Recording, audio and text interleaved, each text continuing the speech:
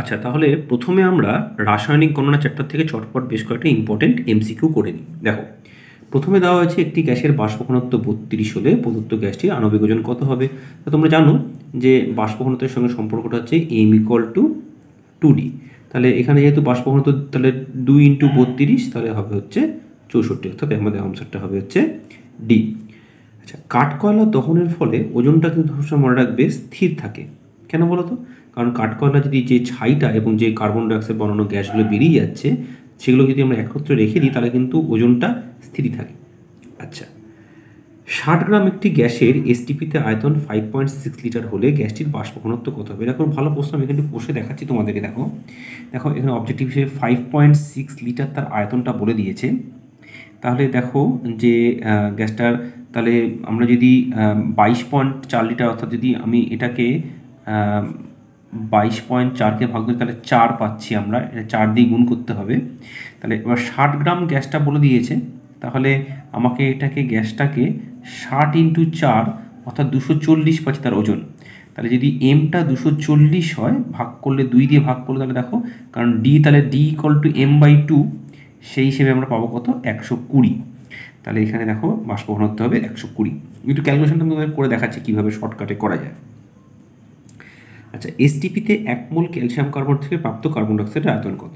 দেখো calcium carbonate কত থাকে? CaCO3, তাকে হিট করলে আমরা ক্যালসিয়াম অক্সাইড আর কার্বন ডাইঅক্সাইড পেয়ে থাকি, তাই তো? তাহলে এখান থেকে সরাসরি আমরা দেখো কোনো সামনে একই রয়েছে, তাহলে অর্থাৎ 22.4 লিটার কার্বন ডাইঅক্সাইডই পেয়ে থাকবো।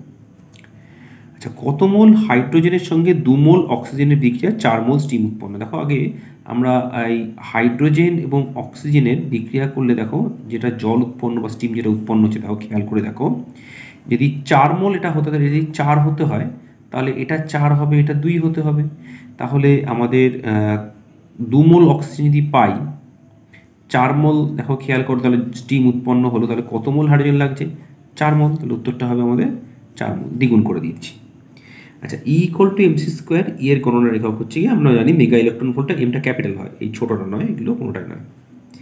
আচ্ছা, এর পরের কোশ্চেনটা দেখো, এসটিপিতে 11.2 লিটার নাইট্রোজেন ডাইঅক্সাইড অক্সিজেন পরমাণু সংখ্যা কত? দেখো নাইট্রোজেন ডাইঅক্সাইড হচ্ছে NO2, তাহলে এখানে যেহেতু এসটিপিতে বলা হয়েছে, তাহলে আমরা যদি 22.4 লিটার ধরি, তাহলে 22.4 লিটারে আমরা পাই হচ্ছে গিয়ে দেখো 6.022 10⁻23। আর যেহেতু 11.2 লিটার বলা হয়েছে, তাহলে /2 হবে। এটা হচ্ছে গিয়ে মোট অণুর সংখ্যা, এবং অণুর সংখ্যা যেহেতু এটা, এর মধ্যে দেখো একটা অণুতে অক্সিজেন আছে দ্বিগুণ, দুটো করে অক্সিজেন, তাহলে ×2 হয়ে যাবে। তাহলে এই 2 কেটে গেলে দেখো তাহলে অ্যাভোগাড্রো সংখ্যাটাই উত্তর হচ্ছে, তাই তো? তাহলে এই ক্যালকুলেশনের পদ্ধতিটা তোমাকে বুঝে নিতে হবে ছোটো করে। তাহলে এখানে উত্তরটা হবে কিন্তু আমাদের এই এটা। আচ্ছা, এবার দেখো আণবিক সংকেত n × এটা তো আমরা খুব সহজ কোশ্চেন, × স্থূল সংকেত হয়, তাই তো? আচ্ছা, এটা খুব ভালো প্রশ্ন। দেখো এসটিপিতে একটি গ্যাসের স্বাভাবিক ঘনত্ব দেওয়া রয়েছে, হাইড্রোজেন গ্যাসের ঘনত্ব দেওয়া রয়েছে, তাহলে এখানটা গ্যাসটি হলো কোনটা হবে? তাহলে একটা কাজ করতে হবে, আগে বাষ্প ঘনত্বটা আমরা বার করে। দেখো বাষ্প ঘনত্ব সমান সমান এটা হবে হচ্ছে 2.848/0.089। এটা ভাগ করলে মানটা কত পাওয়া যায় তোমাদের বলছি। দেখো এটা ভাগ করলে আমরা মানটা মোটামুটি পাচ্ছি হচ্ছে 32। তাহলে বাষ্প ঘনত্ব যদি 32 হয়, তাহলে গ্যাসটার আণবিক ওজন কত হবে? 32 × 2 অর্থাৎ 64। 64 কার হয় আমরা জানি? সালফার ডাইঅক্সাইড, তাই তো? সালফারের 32 আর অক্সিজেনের 16 × 2 করলে আমরা এই 64 মানটা পেয়ে থাকি। অর্থাৎ এখানে এই গ্যাসটা যেটা কথা বলা হচ্ছে, তাহলে সেটা হচ্ছে অ্যাকচুয়ালি সালফার ডাইঅক্সাইড। আচ্ছা, এর পরের কোশ্চেন দেখো, 6 গ্রাম কার্বনের সাথে অক্সিজেনের বিক্রিয়া 22 গ্রাম কার্বন ডাইঅক্সাইড উৎপন্ন হয়। দেখো carbon plus oxygen, carbon dioxide, এখানে 12 গ্রাম হলে এটা 44 গ্রাম হয় আমরা জানি। তাহলে দেখো 6 গ্রাম কার্বন হলে যদি এখানে 22 গ্রাম অক্সিজেন লাগে, তাহলে নর্মাল ব্যাপারটা হচ্ছে আমাদের, তাহলে এক্ষেত্রে লাগছে আমাদের 32, তাহলে এক্ষেত্রে লাগবে আমাদের 16, অর্থাৎ এখানে আমাদের মোট 16 গ্রাম অক্সিজেন প্রয়োজন হবে। দেখো অক্সিজেনের পারমাণবিক ও বাষ্প ঘনত্বের মানের অনুপাত, এটা আমরা জানি, এটা হচ্ছে 1:1। আর সালফার ডাইঅক্সাইডে সালফারের শতকরা পরিমাণ, এটাকে আমরা বার করে নিচ্ছি। দেখো সালফার ডাইঅক্সাইড হচ্ছে SO2, এটা অন্যজন আমরা বার করলাম একটু 64।